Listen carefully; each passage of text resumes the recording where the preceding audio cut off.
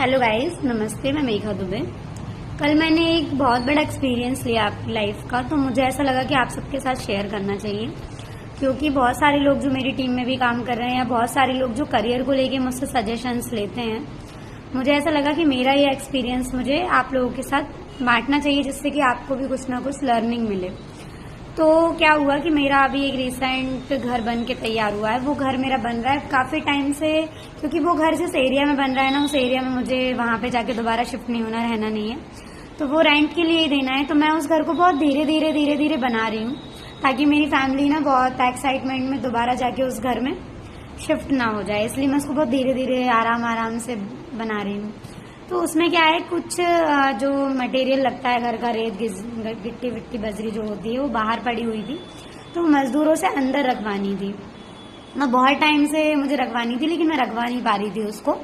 बहुत दिन तक मैंने उस बात को टाला, लेकिन फिर बारिश होने लगी, तो ये बात टालते टालते ये हो गया कि बहुत सारे लोगों के पैरों में आके झाड़ू में और पानी के साथ और नाली में बह के वो बहुत सारी खत्म हो गई थी। मतलब 20% ही वो बची, बाकी सारी वो खत्म हो गई, मतलब बह गई, खराब हो गई।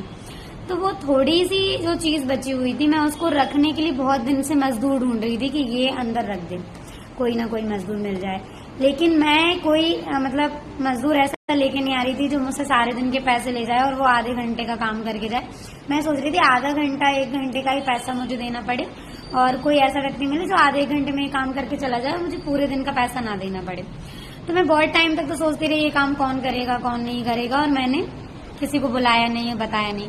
मेरे घर के पास में ही एक मतलब ये रेत बजरी गिट्टी सीमेंट के विक्रेता रहते हैं, जो कि मतलब ऐसा नहीं है कि वो मजदूर हैं या ये ऐसा छोटा मोटा काम करेंगे, बट वो रहते हैं, और उनसे हमने काफी बार मटेरियल खरीदा भी है। तो मैं कभी नहीं उनको, मैंने सोचा ही नहीं था कि वो ऐसा काम करेंगे या मैं उनको बोलूं।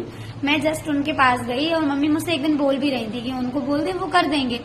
लेकिन मैंने क्या किया, मैंने उनको कभी पूछा नहीं। कल मैं जस्ट उनके पास गई और मैंने उनको बोला कि भैया ऐसा ऐसा काम है, मुझे करवाना है। तो वो मुझसे कहने लगे कि हाँ मुझे बता देना कितनी है। तो मैं उनको लेके गई और मैंने उनको दिखाया, तो वो ऑलमोस्ट 20-22 तगाड़ी बजरी थी या जो भी थी वो।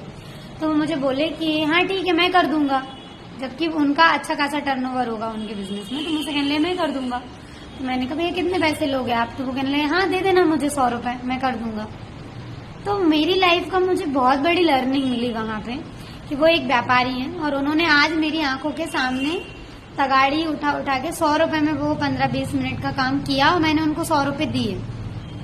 तो मुझे ये समझ आया कि कई बार हम हमारे काम को लेके जज कर लेते हैं लोगों को, कि ये तो व्यक्ति है उस लेवल का, ये चीज नहीं करेगा, वो चीज नहीं करेगा, हम पहले ही जज करने लगते हैं।